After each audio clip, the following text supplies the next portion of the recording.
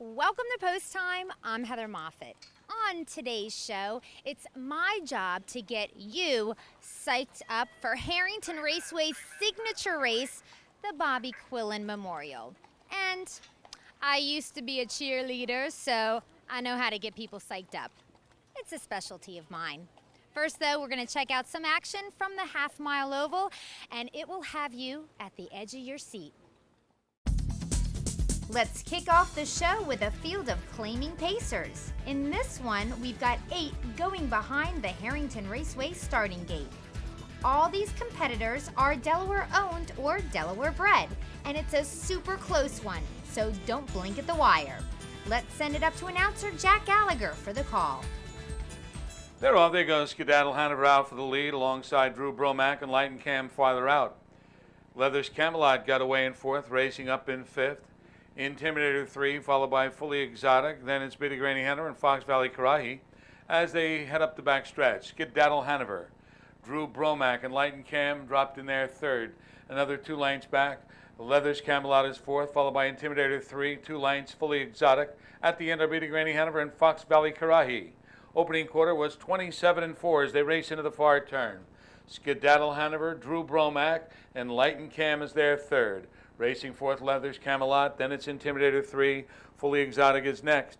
Trailing are Bitty Granny Hanover and Fox Valley Karahi as they come to the top of the stretch the first time. And Skedaddle Hanover's got the lead. It's Skedaddle Hanover. Drew Bromack sitting in 2nd, followed by Enlightened 3rd. In 4th is Leathers Camelot. On the outside, that's Fully Exotic, followed by Bitty Granny Hanover. Then comes Intimidator 3, and out from last, Fox Valley Karahi. 57 4/5 as they make their way around the turn toward the back stretch. Skedaddle Hanover and Drew Bromack.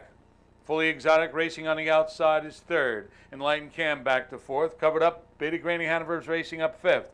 Down inside, Leathers Camelot is 6th. Then comes Fox Valley Karahi and the trailer as they approach 3/4, Intimidator 3. 3/4 now in 127 flat. They go into the far turn. And it's Skedaddle Hanover with Fully Exotic on the outside. Drew Bromack right there at the rail. Then comes Enlightened with Bitty Granny Hanover on the outside. They're at the top of the stretch now, turning for home. And it's still Skedaddle Hanover. Fully Exotic races on the outside. Down the rail comes Drew Bromack coming through the stretch. It's Skedaddle Hanover, Fully Exotic, Drew Bromack down the inside, coming toward the wire. Fully Exotic. It was a dead heat for the win spot with Enlightened and Fully Exotic reaching the wire together in 156. Enlightened is owned by Kathy Davis and Alan Davis, who's also the driver. And he's trained by Rosemary Smuts. Fully Exotic is owned by sisters Erica and Kate Hanley, driven by Brad Hanners and trained by Dylan Davis. Congratulations to all the connections. Okay, from here on out, for the rest of the show, it's time to get excited about the Bobby Quillen Memorial.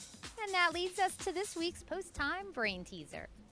Which Quillen Memorial winner was voted the champion aged pacer of the year in 2009 and 2010?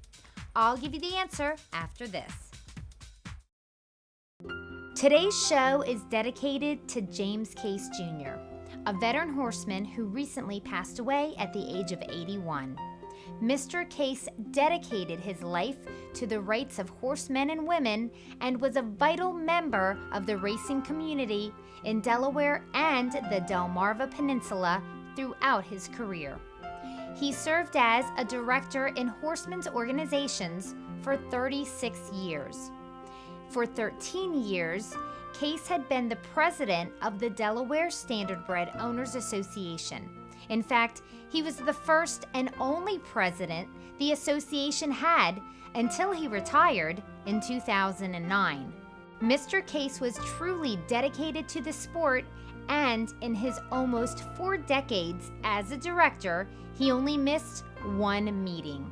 Mr. Case assisted with ushering in a new era of racing in Delaware after the Horsemen's Redevelopment Act helped to revitalize the sport in the first state.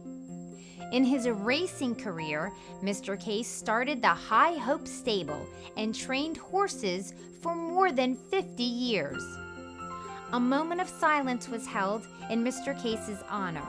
Horsemen and women, friends and family of him remembered this wonderful man and all that he did for the business.